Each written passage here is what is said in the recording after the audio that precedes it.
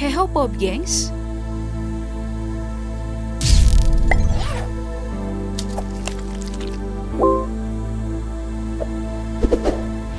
Kisah tentang Nabi Musa membelah Laut Merah dengan tongkat seringkali dianggap fiksi belaka. Waktu kecil nih, aku malah kira Laut Merah itu jadi merah karena darah. Tapi ternyata peneliti berhasil mengungkap banyak fakta mengenai Laut Merah ini. Simak sampai habis ya.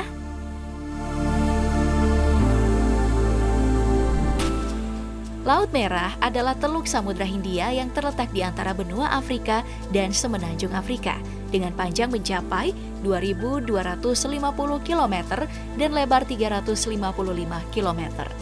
Ada beberapa negara yang berbatasan langsung dengan Laut Merah. Di benua Afrika ada Djibouti, Eritrea, Mesir, dan Sudan. Sedangkan di benua Asia ada Arab Saudi, Palestina, Jordania, dan Yaman. Aku yakin kamu juga bertanya-tanya, apakah laut ini memang berwarna merah? Tapi faktanya, air Laut Merah sebenarnya tidak beda dengan air laut yang lain. Nah, ada dua teori mengenai penamaan Laut Merah ini. Yang pertama, Profesor Ilmu Kelautan dan Atmosfer di Stony Brook University, New York, Karin Kleinhaus, menduga penamaan ini ada hubungannya dengan ganggang yang berjenis Trichodesmium erythraeum. Ganggang yang sering juga disebut serbuk gergaji laut ini adalah jenis bakteri air yang bertahan hidup melalui fotosintesis dan termasuk kelompok ganggang biru hijau. Mereka memang tumbuh melimpah dan cepat di Laut Merah. Nah, saat ganggang ini mati, air pun jadi berubah warna menjadi coklat kemerahan, meski ini tidak setiap saat terjadi. Teori yang kedua mengatakan nama Laut Merah sebenarnya diambil dari pegunungan kaya mineral dan berwarna merah yang melapisi bagian dari garis pantainya, seperti di sepanjang pantai Yordania. Entah mana yang paling benar, namun yang pasti, selain memiliki nama yang unik, Laut Merah juga memiliki kekayaan alam yang tersimpan di dalamnya. Bahkan, dinobatkan sebagai salah satu dari 7 keajaiban dunia bawah laut. Sebagai laut tropis paling utara di dunia, Laut Merah menjadi tujuan impian banyak pecinta matahari dari seluruh dunia karena pasir pantainya berwarna keemasan dan air layaknya kristal serta karang yang berwarna-warni. Selain itu, Laut Merah juga menjadi situs menyelam rekreasi yang spektakuler bagi para pecinta diving. Namun sebenarnya, air Laut Merah adalah salah satu yang terasin dan bersuhu paling panas loh di dunia. Hal ini diakibatkan oleh hujan yang sangat jarang tiap tahunnya dan penguapan yang tinggi.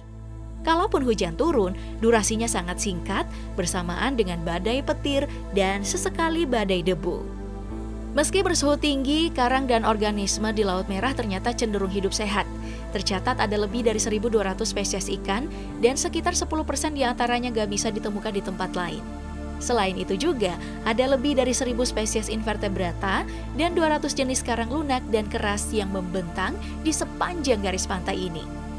Terumbu karang di pantai ini juga menjadi tempat favorit spesies ikan pelagis khas Laut Merah dan beberapa dari 44 spesies hiu.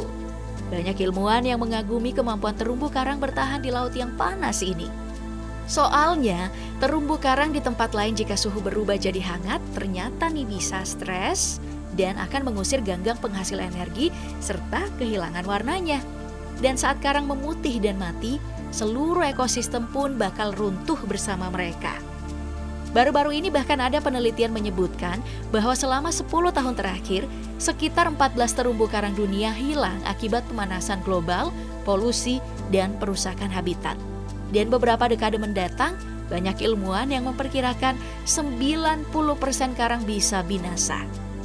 Harapan mereka pun bermunculan saat melihat kondisi karang di Laut Merah, terutama di Aqaba yang mampu menahan suhu jauh di atas suhu maksimum musim panas, yaitu 27 derajat Celcius. Karang di sini tampak tidak terpengaruh oleh air yang terus memanas. Lalu di penghujung tahun 2022 kemarin, sebuah kolam air asin laut paling dalam ditemukan di Laut Merah. Kolam air asin sendiri adalah danau yang sangat asin atau hipersalin yang terbentuk di dasar laut. Di dunia ini, kolam air asin laut sebenarnya hanya ada di Teluk Meksiko dan Laut Mediterania saja. Itu pun jaraknya sekitar 25 km dari lepas pantai. Nah, kolam air asin laut di jalur air yang paling banyak dilalui di dunia ini ternyata jaraknya cukup dekat dari Teluk Aqaba, yaitu 2 km saja. Luas kolam yang mencapai 2,6 km persegi ini diyakini sebagai hasil dari kantong mineral yang telah larut yang diendapkan selama zaman Miosen alias antara 23 dan 5,3 juta tahun yang lalu, saat permukaan laut di daerah itu lebih rendah daripada sekarang. Penemuan kolam yang diberi nama Neom Brine Pools ini memberi tambahan pengetahuan tentang catatan gempa bumi dan tsunami serta curah hujan masa lalu yang tak terputus di sini sejak lebih dari 1000 tahun. Tercatat bahwa banjir besar akibat hujan lebat terjadi kira-kira sekali setiap 25 tahun. Dan terjadi tsunami sekitar sekali setiap 100 tahun dalam 1000 tahun terakhir, sehingga membantu warga di sana bisa lebih waspada.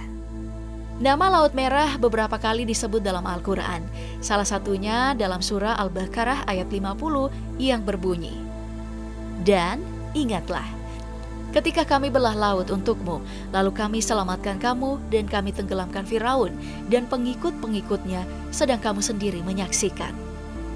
Bahwa membelah Laut Merah adalah salah satu mujizat yang Allah Subhanahu wa Ta'ala berikan kepada Nabi Musa alaihi salam saat akan melintasi Laut Merah dengan para pengikutnya dari kejaran Raja Firaun.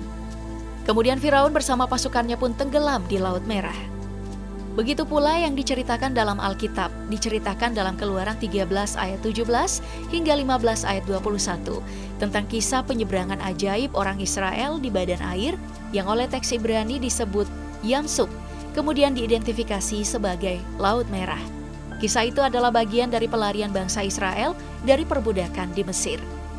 Penjelasan Al-Quran dan Alkitab ini ternyata pernah diperkuat dengan bukti ilmiah dari Pusat Riset Atmosfer Nasional atau NCAR dan Universitas Colorado. Mereka menjelaskan bahwa lewat simulasi komputer, angin bisa mendorong air kembali pada satu titik yang kemudian membentuk sungai yang membungkuk untuk menyatu dengan laguna di pesisir, sehingga laut yang membelah bisa jadi masuk akal. Pemimpin penelitian ini, Carl Drews, mengatakan bahwa air laut yang terbelah bisa dipahami melalui dinamika fluida. Dengan hukum-hukum fisika, angin bisa menggerakkan air kemudian menciptakan lorong bagi perjalanan yang aman dengan air pada kedua sisinya, dan memungkinkan air menutup kembali secara tiba-tiba. Tapi jangan sampai kamu percaya dengan kabar yang sempat heboh diberitakan sejak tahun 2012 ini ya.